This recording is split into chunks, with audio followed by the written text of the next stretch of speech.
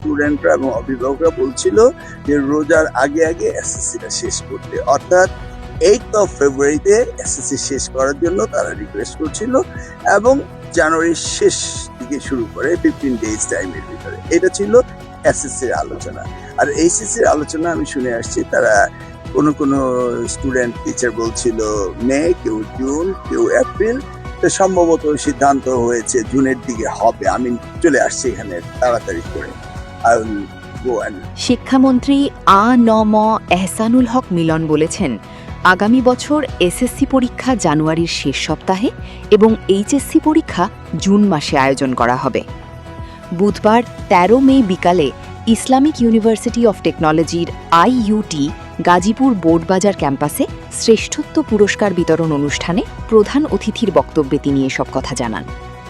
শিক্ষামন্ত্রী বলেন, করোনা মহামারী সহ বিভিন্ন কারণে গত কয়েক বছরে দেশের শিক্ষা ব্যবস্থায় যে সেশন জট তৈরি হয়েছে তা ধীরে ধীরে স্বাভাবিক পর্যায়ে ফিরিয়ে আনতে কাজ করছে শিক্ষা মন্ত্রণালয়।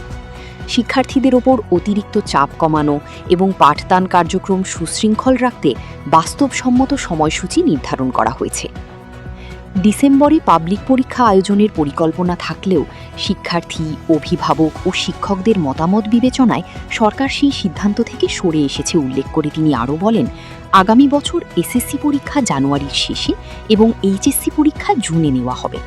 তবে পরবর্তী বছরগুলোতে সেশন জট নিরসন করে পরীক্ষাগুলো নির্ধারিত সময়ে আয়োজনের লক্ষ্য নিয়ে কাজ চলছে।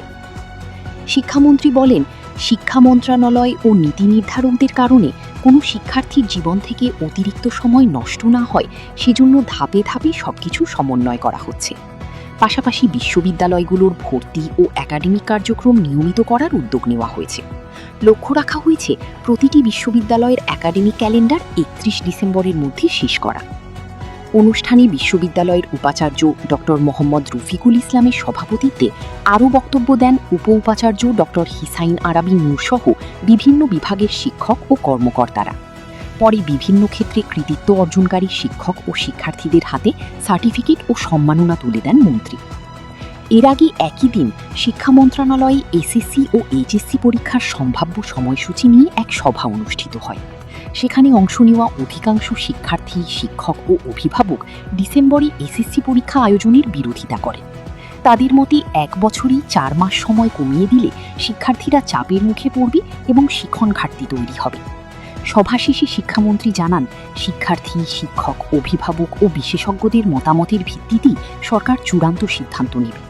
যে কোনো সিদ্ধান্তে শিক্ষার্থীরা যাতে ক্ষতিগ্রস্ত না হয় সেটিই সর্বোচ্চ গুরুত্ব পাবে।